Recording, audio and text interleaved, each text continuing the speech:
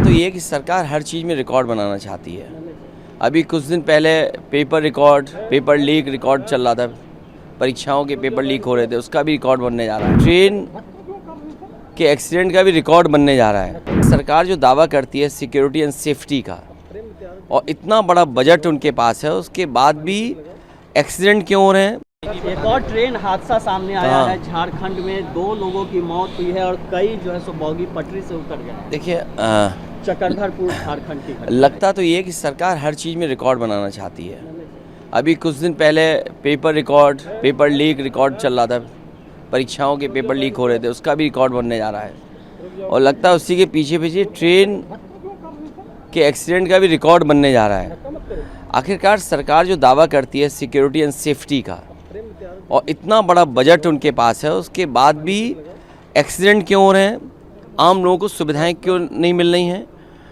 जिन जान जा रही है, जो आज एक्सीडेंट हुआ है, जान जाने वालों की सरकार मदद करे और भविष्य में ऐसे एक्सीडेंट ना हो, कम से कम इसके लिए कोई पुख्ता इंतजाम सरकार करे। और वायनाड में बहुत एक्सीडेंट हो रहे हैं तो बहुत। आपको याद होगा सरकार COP21 में गई थी, ग्लोबल वार्मिंग, क्लाइमेट चेंज, ये बातें बहुत बड़ी बड़ी की गई। G20 में भी बड़ी बड़ी बातें की गई हैं।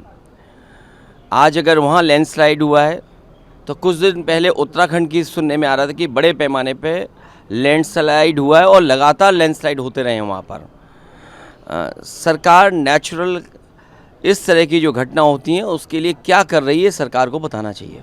आज वित्त मंत्री का रिप्लाई भी होगा सदन में और वो सबके जवाब भी देंगे। उत्तर प्रदेश को पिछले 10 साल में तो कोई बड़ा पैकेज मिला नहीं। हो सकता है अपने भाषण में, अपने रिप्लाई में कुछ बताएं। सब प्रसाद मौर्य कह रहे हैं कि इस बार तो चूक गए, लेकिन अगली बार जो है सो हम लोग पूरी मजबूती के साथ जीतेंगे और बहुमत हासिल करेंगे 2027 की बात। देखिए ये बीजेपी की स्ट्रेटजी है कि उसे आगे कर दो मोहरा।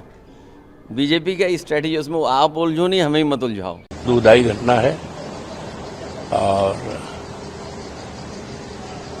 जो लोग मरे हैं उनके प्रति हमारी संवेदना है, और जो घायल हुए हैं सरकार से मांग मेरी है कि उनके उपचार करें, उनकी जान बचाने का काम करें, और क्यों उतरी है पटरी, भविष्य कोई पटरी न उतरे, इसके लिए माकूल व्यवस्था की जाए।